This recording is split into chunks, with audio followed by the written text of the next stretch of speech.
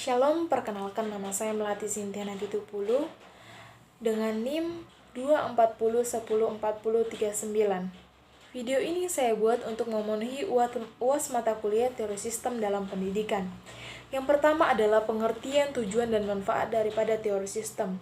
Teori adalah pendapat yang didasarkan pada penelitian ataupun penemuan yang didukung oleh data ataupun argumentasi. Sementara sistem adalah satu kesatuan dari berbagai bagian yang memiliki fungsi masing-masing dan saling berhubungan untuk mencapai tujuan tertentu. Jadi, dapat kita simpulkan bahwa teori sistem merupakan sekumpulan pernyataan yang disusun oleh para ahli untuk memudahkan seseorang dalam mempelajari dan memahami sebuah sistem. Teori sistem merupakan gabungan dari aksioma dan proposisi. Aksioma atau kebenaran adalah pernyataan yang dapat diterima sebagai kebenarannya tanpa adanya bukti. Sementara proposisi adalah pernyataan yang menjelaskan atau menggambarkan dunia nyata, bisa benar ataupun salah. Terdapat 7 aksioma dengan 30 proposisi yang membentuk teori sistem, yaitu yang pertama adalah sentralitas. Sistem yang terdiri dari 2 pasangan proposisi, yaitu kemunculan dan hierarki, komunitas dan kontrol. Yang kedua adalah kontekstual, yaitu sistem yang dipengaruhi oleh keadaan dan faktor-faktor yang melingkupi sistem. Selanjutnya adalah desain. Desain adalah sistem yang direncanakan, dipakai atau dikembangkan sesuai dengan tujuan. Selanjutnya adalah tujuan. Tujuan adalah sistem yang mencapai tujuan tertentu yang hendak ingin dicapai. Selanjutnya adalah informasi. Sistem membuat, memiliki, mentransfer, dan memodifikasi informasi. Selanjutnya adalah operasional. Sistem yang berfungsi menghasilkan perilaku dan kinerja. Yang terakhir adalah kelangsungan hidup. Sistem yang mampu mendeteksi perubahan dalam lingkungan operasional untuk memastikan keberadaan yang berkelanjutan. Yang selanjutnya adalah tujuan dan manfaat dalam teori sistem. Tujuan dan manfaat teori sistem yaitu teori sistem bermanfaat untuk memberikan penjelasan tentang sistem dunia nyata. Teori sistem memberikan landasan untuk meningkatkan pemahaman ketika berhadapan dengan sistem dan masalah serta kekacauan yang menyertainya. Jenis-jenis teori sistem yaitu yang pertama, teori sistem umum.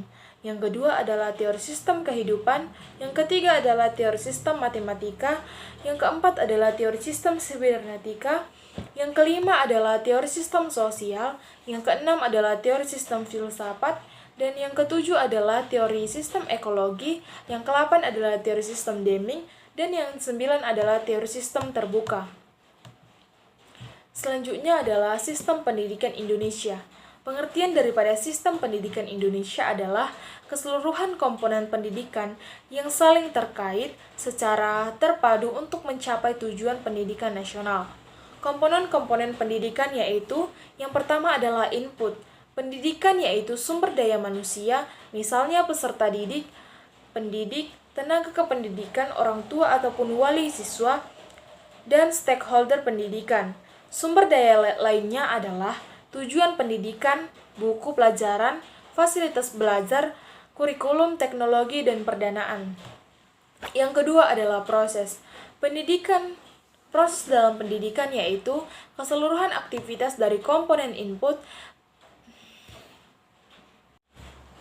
Selanjutnya adalah proses. Proses pendidikan yaitu keseluruhan aktivitas dari sebuah komponen input pendidikan yang terlibat dan memiliki interaksi sehingga terjadi suatu proses dalam konteks pendidikan.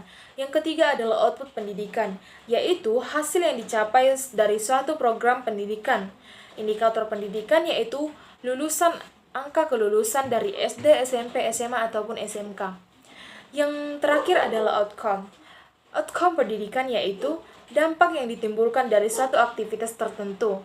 Outcome yaitu tujuan jangka pendek pada aspek pembelajaran yaitu terciptanya kualitas lulusan yang memiliki karakteristik kesadaran, pengetahuan, attitude, skill, opini, aspirasi, dan motivasi.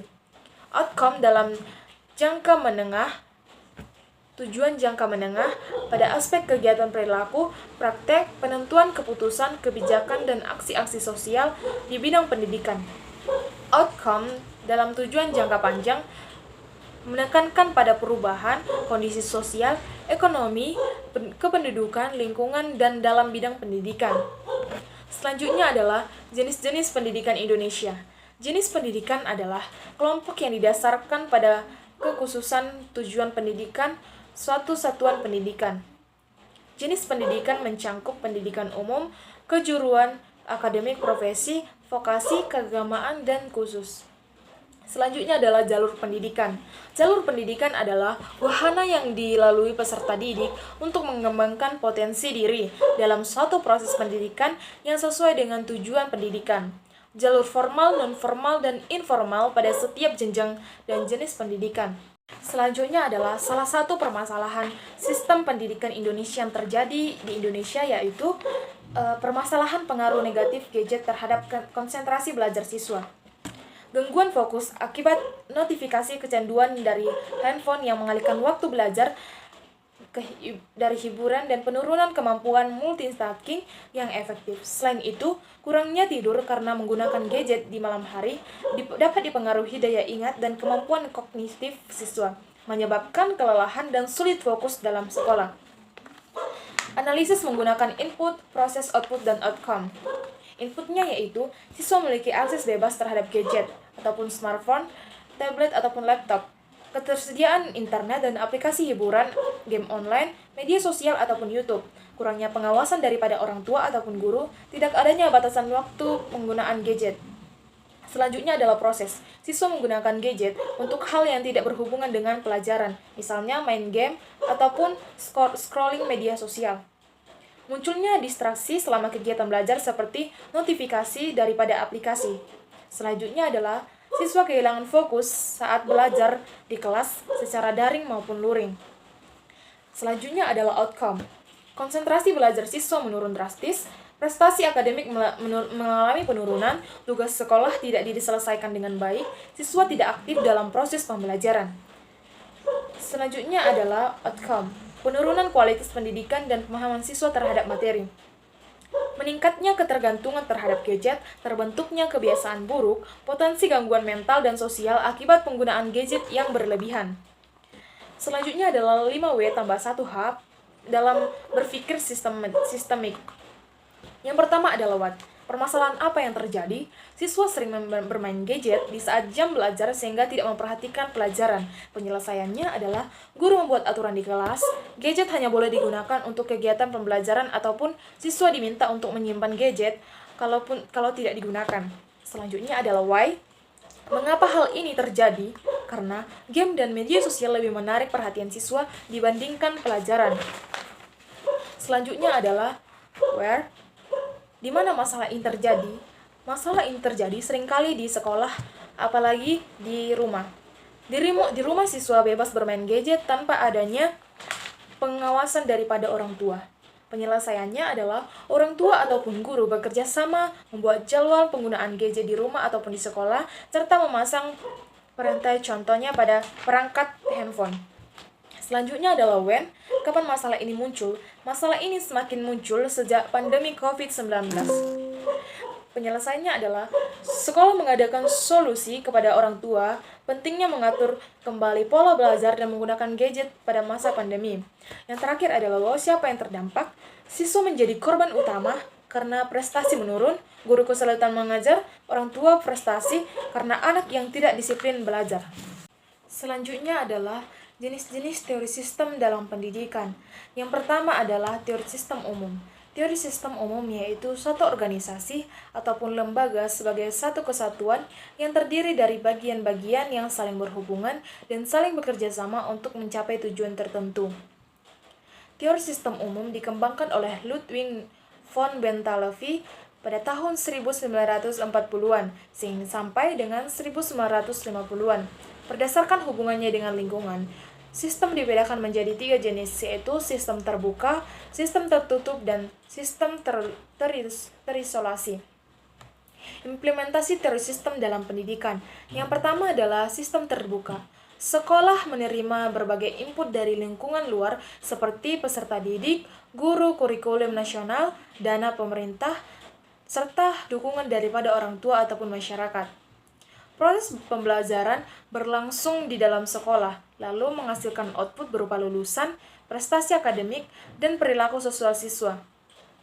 Sekolah juga menerima umpan balik daripada masyarakat, misalnya kritik ataupun saran untuk meningkatkan kualitas pendidikan. Selanjutnya adalah sistem tertutup. Saat ujian berlangsung, ruang kelas ditutup tanpa adanya pengaruh daripada luar. Siswa tidak diperbolehkan untuk berkomunikasi dengan pihak luar dan tidak menggunakan alat bantu yang tidak diizinkan oleh guru. Dan semua aturan diatur oleh sekolah. Proses ujian berjalan berdasarkan mekanisme internal tanpa campuran tangan lingkungan luar sampai ujian selesai. Selanjutnya adalah teori terisolasi. Selanjutnya adalah sistem terisolasi. Dalam simulasi ini, siswa belajar menggunakan modul cetak ataupun digital yang sudah lengkap tanpa akses internet. Selanjutnya adalah teori sistem kehidupan. Teori sistem kehidupan adalah teori yang dikembangkan oleh James Clerk Miller pada tahun 1916 sampai 2002 yang memandang kehidupan sebagai sistem yang tersusun dan komponen-komponen yang saling berhubungan yang dipengaruhi oleh lingkungan. Teori ini berasal dari kontribusi ilmu biologi dan sosiologi dan digunakan untuk menjelaskan berbagai tingkatan hidup mulai dari tingkat sel hingga sistem sosial yang lebih luas. Intinya, sistem kehidupan memiliki struktur dan fungsi terdiri dari subsistem berinteraksi dengan lingkungan dan bersifat dinamis dan berkelanjutan. Selanjutnya adalah konsep dasar teori sistem kehidupan. Menurut Miller tahun 1973, terdapat 5 konsep dasar teori sistem kehidupan, yaitu yang pertama adalah ruang ataupun space. Sistem kehidupan selalu berada dalam ruang tertentu baik fisik, geografis maupun konseptual. Yang kedua adalah waktu ataupun time. Sistem kehidupan berlangsung dan berkembang dalam dimensi waktu, detik, hari maupun tahun. Yang ketiga adalah materi ataupun matter.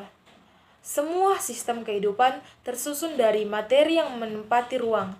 Yang keempat adalah energi. Energi yang dibutuhkan agar sistem dapat bekerja, bertahan, dan berkembang. Selanjutnya adalah informasi ataupun information. Informasi berupa simbol, pesan, ataupun sinyal yang memungkinkan terjadinya komunikasi dan pengendalian dalam sistem. Selain itu, Miller juga menjelaskan 8 tingkat sistem kehidupan, yaitu sel, organ, mekanisme, kelompok, organisasi, komunitas, masyarakat, serta supranasional. Implementasi teori sistem kehidupan dalam pendidikan. Penerapan teori sistem ini menekankan bahwa pendidikan harus dikelola secara fleksibel dan berkelanjutan, dengan memperhatikan dinamika manusia di lingkungan. Sekolah sebagai organisme hidup, sekolah dipandang sebagai sistem yang tumbuh dan berubah sesuai dengan perkembangan peserta didik, guru, ataupun masyarakat. Selanjutnya ada interaksi dan komunikasi. Hubungan sosial antar guru, siswa, kepala sekolah, dan orang tua menjadi faktor utama keberhasilan pendidik.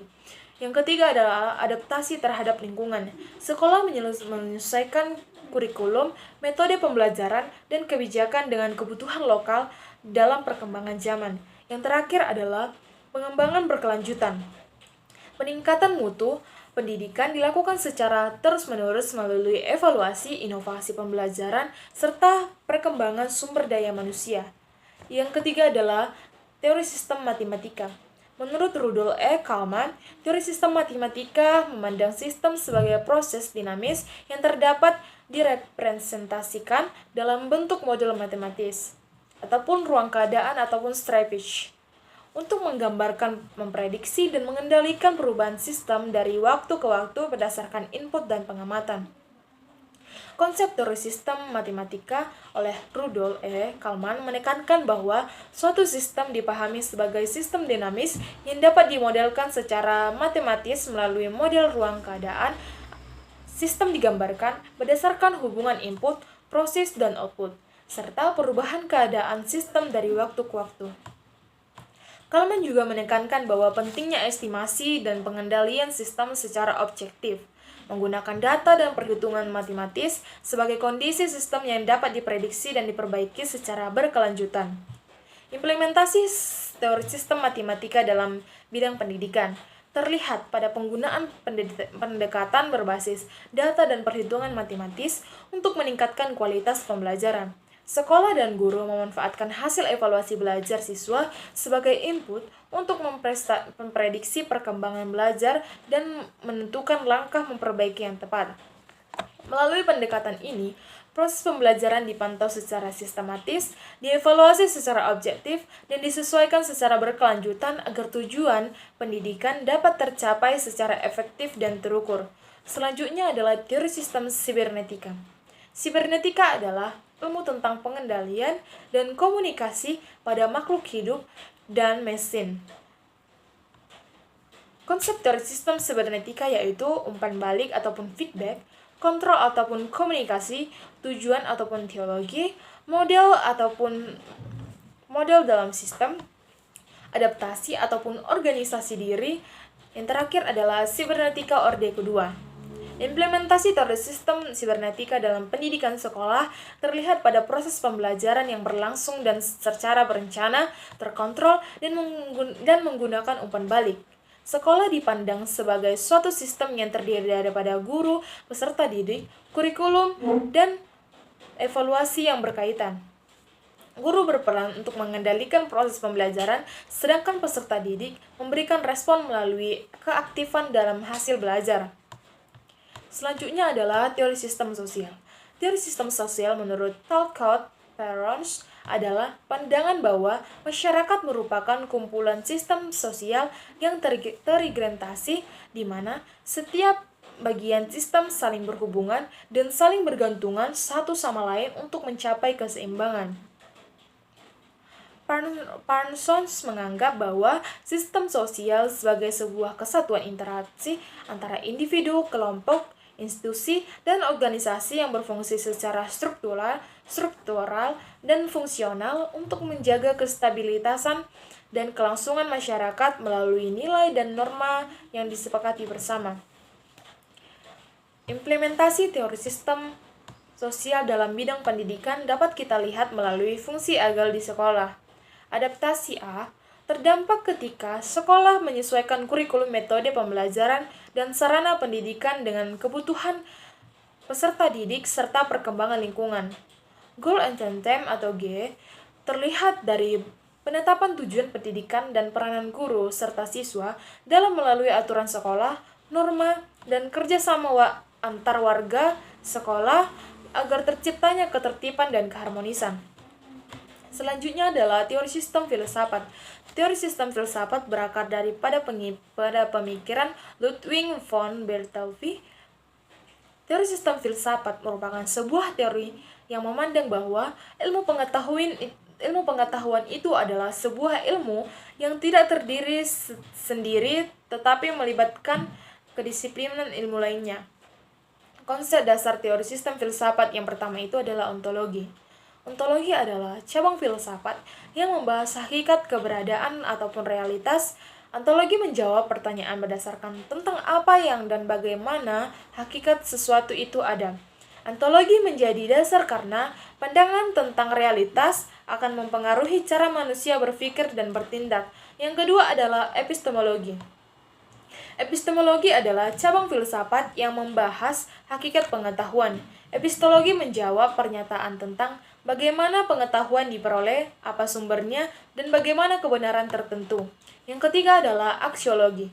Aksiologi cabang filsafat yang membahas nilai dan kegunaan pengetahuan. Aksiologi menjawab pernyataan tentang untuk apa pengetahuan digunakan dan bagaimana nilai moral dan penerapannya.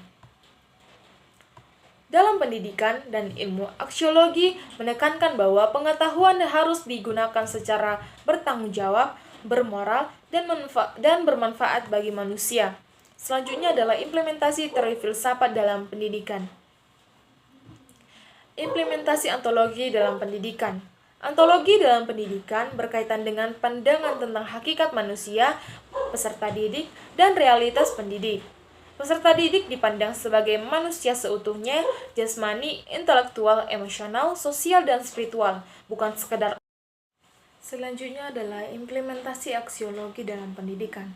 Aksiologi dalam pendidikan berkaitan dengan nilai, etika, dan tujuan penggunaan pengetahuan. Penanaman nilai moral, etika, dan karakter seperti kejujuran, tanggung jawab, dan kepedulian sosial. Pendidikan diarahkan agar ilmu pengetahuan digunakan untuk kebaikan bersama, bukan merugikan orang lain. Selanjutnya adalah teori sistem ekologi. Teori sistem ekologi, Bronfenbrenner menjelaskan bahwa perkembangan individu dibentuk oleh sistem lingkungan yang saling berhubungan, mulai dari lingkungan terdekat seperti keluarga hingga struktur masyarakat yang lebih luas seperti pun budaya. Konsep dasar teori sistem ekologi. Yang pertama adalah mikrosistem. Mikrosistem merupakan lingkungan yang paling dekat dengan pribadi peserta didik, meliputi meliputi keluarga, guru, individu, teman-teman sebaya, sekolah, dan lingkungan tempat tinggal. Yang kedua adalah mesosistem. Mesosistem adalah mencangkup interaksi di antara mikrosistem, di mana masalah yang terjadi dalam sebuah mikrosistem akan mempengaruhi pada kondisi mikrosistem yang lain. Yang ketiga adalah ekosistem. Ekosistem adalah sistem sosial yang lebih besar di mana anak tidak terlibat dalam interaksi secara langsung, akan tetapi dapat berpengaruhi terhadap perkembangan karakter anak. Yang keempat adalah makrosistem. Makrosistem adalah sistem lapisan yang terluar dari lingkungan anak. Subsistem makrosistem terdiri dari ideologi negara, pemerintahan, tradisi, agama, hukum, adat istiadat, budaya, dan nilai masyarakat secara umum. Selanjutnya adalah kronosistem. Kronosistem mencangkup pengaruh lingkungan dari waktu ke waktu, beserta caranya mempengaruhi perkembangan dan perilaku. Implementasi teori sistem ekologi dalam pendidikan. Implementasinya adalah pendidikan terlihat dari pemahaman bahwa perkembangan peserta didik dipengaruhi oleh berbagai lingkungan yang saling berkaitan. Pendidikan tidak hanya langsung di sekolah, tetapi juga dipengaruhi oleh keluarga, teman sebaya, masyarakat, budaya, serta perubahan zaman. Sekolah perlu bekerja dengan keluarga, lingkungan sekitar, dan menciptakan suasana belajar yang mendukung perkembangan akademik dan karakteristik pendidik. Dan yang terakhir adalah teori sistem Deming. Menurut W. Edwards Deming, teori sistem Deming adalah kerangka kerja philosophy it management berbasis sistem yang keranggilan dekat. Yang terakhir adalah teori sistem Deming.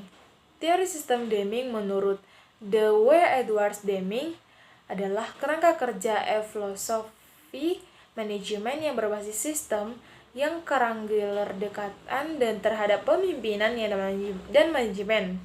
Deming menguraikan apa yang ia temukan sebagai perubahan manajerial yang diperlukan untuk meningkatkan kualitas. Konsep dasar teori